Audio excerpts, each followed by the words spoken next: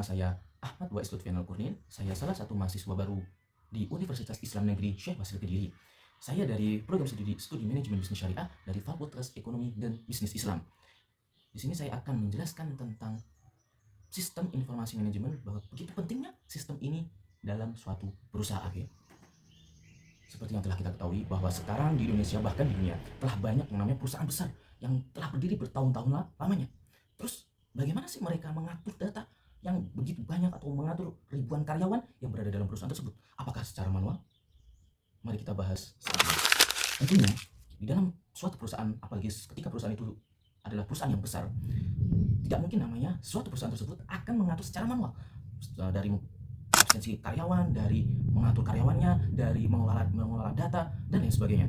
Pasti di situ ada campur tangan yang namanya sistem informasi. Oke, lebih lanjut kita akan membahas lebih dalam tentang sistem informasi dalam perusahaan. Sebelum kita lebih lanjut kepada mendalam tentang hal tersebut, kita harus tahu dulu apa sih namanya sistem informasi dalam perusahaan itu. Jadi, sistem informasi dalam suatu perusahaan adalah suatu gabungan atau kombinasi dari yang namanya manusia atau sumber daya manusia, teknologi, data, dan prosedur yang berada dalam perusahaan.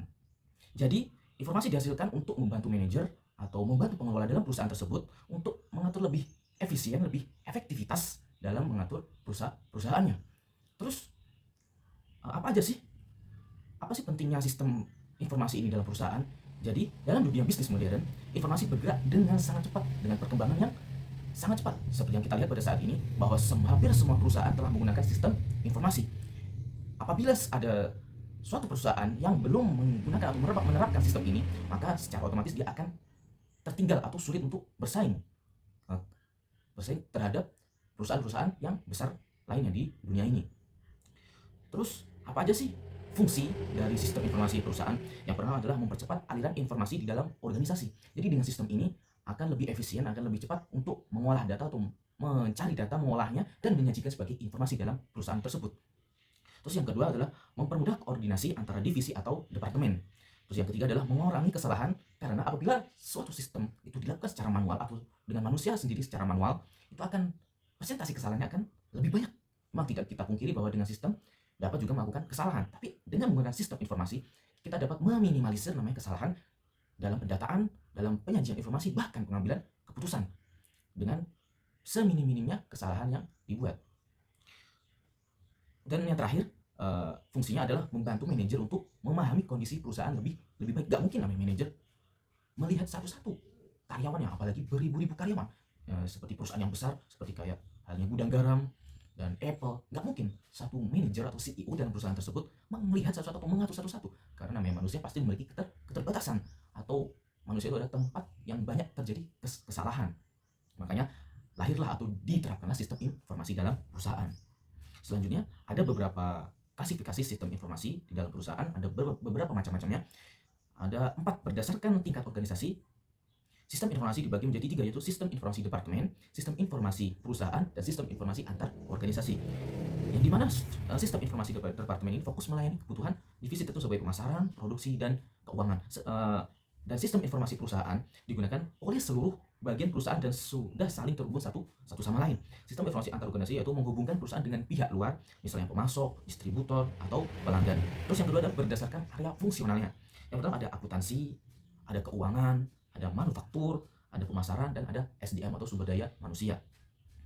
Terus yang ketiga adalah berdasarkan jenis dukungannya. Sistem ini ada yang namanya pertama ada Transaction Processing System atau TPS, yang dimana sistem itu adalah mengatur atau namanya proses transaksi yang terjadi dalam perusahaan tersebut, pemasukan barang, pengeluaran, dan sebagainya. Dan ini biasanya diterapkan di dalam kasir seperti Indomaret, Alfamaret, dan lain sebagainya. Ketika ada barang yang keluar atau masuk akan terdata oleh kasir atau sistem informasinya. Yang kedua ada MES atau Manajemen Informasi Sistem, yaitu sistem untuk memanajemen namanya informasi, yang dimana sistem ini dibuat atau digunakan oleh seorang manajer untuk melaporkan suatu manajemennya, mungkin laporan keuangan bulanannya, atau laporan penghasilan atau pengeluaran pada bulan atau tahun tersebut dalam perusahaannya. Terus yang ketiga ada namanya DSS atau Decision Support System, yaitu sistem yang membantu untuk pengambilan keputusan, di mana sistem ini membantu suatu perusahaan atau suatu manajer atau suatu pengelola usaha untuk mengambil keputusan dengan dilihat dari segi mana? Dilihat dari melihat tren penjualan, atau melihat data-data, atau mengumpulkan data-data dan menyajikan informasi untuk seorang pengusaha atau pengelola perusahaan tersebut untuk mengambil keputusan yang sebaik-baiknya atau yang akurat.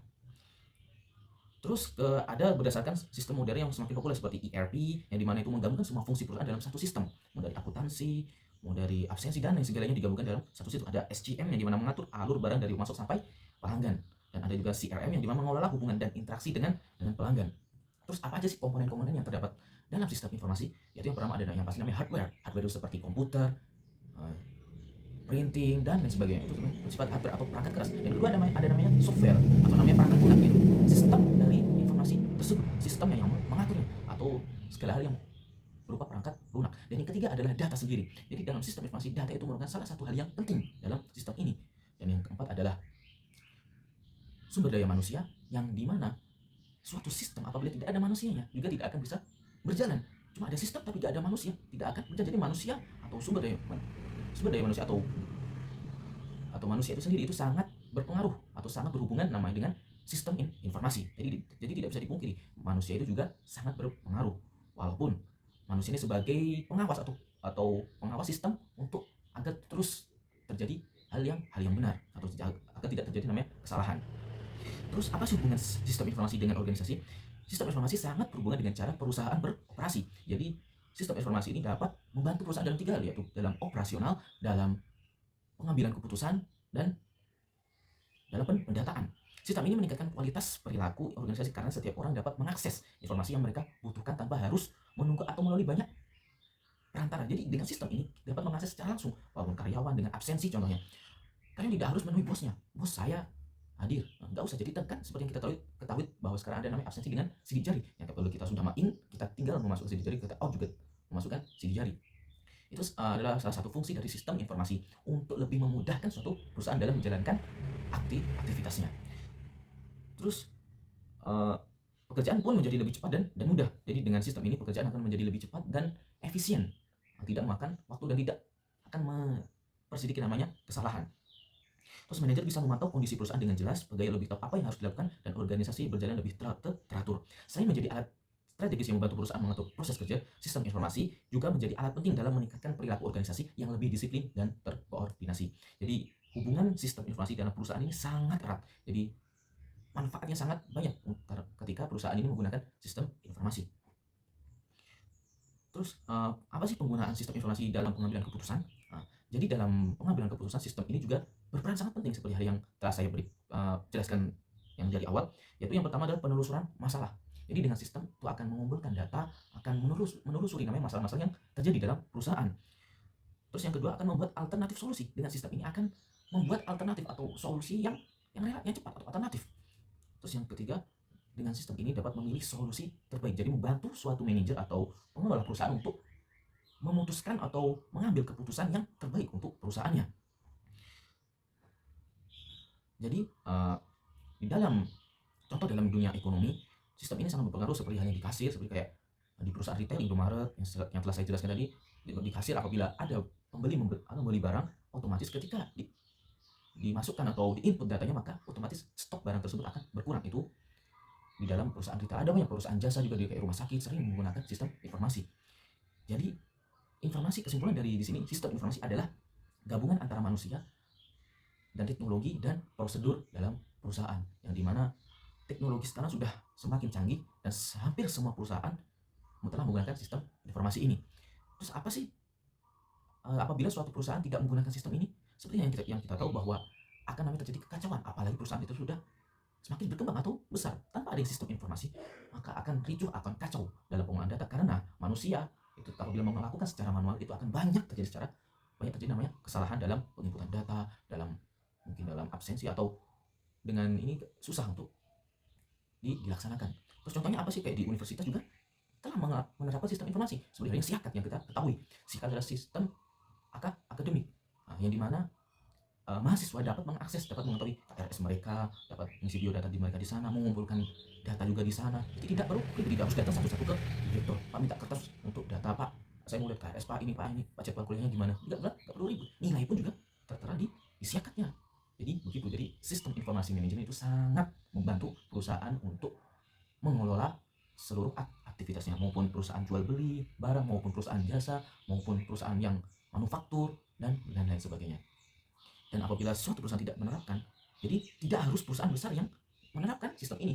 Perusahaan kecil atau usaha kecil pun seperti Anda menjual makanan di pinggir jalan itu gunakan sistem ini, tapi dalam bentuk pasti yang berbeda, dalam tingkatan yang atau level yang berbeda dengan perusahaan yang sudah berkembang atau sudah besar.